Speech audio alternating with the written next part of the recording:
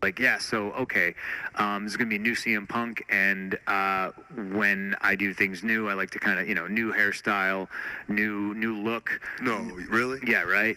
New whatever. So I was like, you know what, fuck it.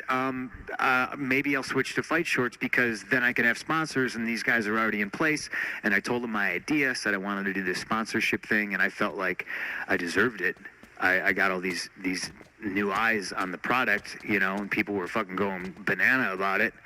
And he says, nope, you can't do that. Sponsors for Raw would get mad. The other wrestlers would get mad. This, that. We had a conversation. It wasn't my hill to die on, so I let it go. A year later, Brock Lesnar comes back, and the motherfucker has sponsors. Jerky links. And that's, and that's good because Brock got that. Well, I mean, good on him. So, like, yeah, good for him. Where are you? Like, I guess where does that put you mentally? Like, you couldn't win that fight, yet he could win that fight. Well, he had pre-existing sponsors. I know that, and that was part of his deal. He was probably like, no, I'm coming over. I still have these sponsors. I signed for X amount of years, and I'm going to wear my fight shorts. But there was a conversation that was had. Yeah. You lost it. I thought in my mind, I was like, wow, this is like cutting edge, and this is going to open it up, and it's going to be a new means of income for not just me, for the boys, because I was still in that mentality that I wanted to help everybody out, and then I didn't get it, and then Brock gets it, and without an explanation from Vince, and of course, then I go to him and I go, hey, that was my idea, I wanted to do that, and Vince always just yeah, well, he tries to blow smoke up your ass, but I'm not one of those guys that's going to be like, no, I'm the guy that goes, no, you're blowing smoke up my ass. Like, what's the difference? You know what I mean? And then if the difference is he's a super... At Bet365, we don't do ordinary. We believe that every sport should be epic. Every goal, every game, every point, every play. From the moments that are remembered forever to the ones you've already forgotten. Whether it's a game-winning goal in the final seconds of overtime or a shot on goal in the first period. So whatever the sport, whatever the moment, it's never ordinary. At Bet365. Must be 19 or older. Ontario only. Please play responsibly. If you or someone you know has concerns about gambling, visit connexontario.ca.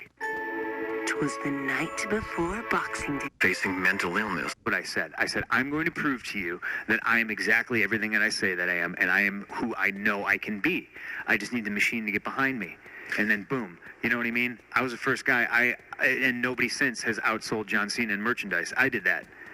You know what I mean? Not. So, I mean, what's the... I'll give you another example. Yeah. My friend Chael's fighting in Chicago for UFC, and I already talked to all of them, and they're totally cool with the idea. I'm going to walk him to the Octagon, and tomorrow's the Royal Rumble, so we'll get some last-minute buys, and whether Chael wins or loses, no offense to Chael, nobody's going to be talking about him. They're going to be talking about the WWE champion walking him to the Octagon. Oh, my God, Phil, no, we can't do that. That's barbaric. Somebody's going to die. And then I had to remind him, well, I don't know if you remember Owen Hart or not, because he sort of died in your ring. Someone's going to die? That's what he said. What does that mean? He said somebody was going to die in the Octagon. Eventually, and you might be the one that's ringside for it? No, I just think he was distancing himself from such a horrible, barbaric product. And I reminded him, how horrible and barbaric pro wrestling is, and he was just like, no. And then he was also appalled, did you know that they're going to have women fight in the Octagon soon? And I was like, yeah, and it's the fucking coolest thing in the world, and it's going to be the hottest fucking thing, you'll see. And, it's another thing, he's just not in touch. Right. But so he tells me I can't do that, and I felt, damn, that it's such an opportunity for the company. It's just a spotlight. It's more promotion. It's more eyes on the product. It's my hometown. Place would be going crazy for me.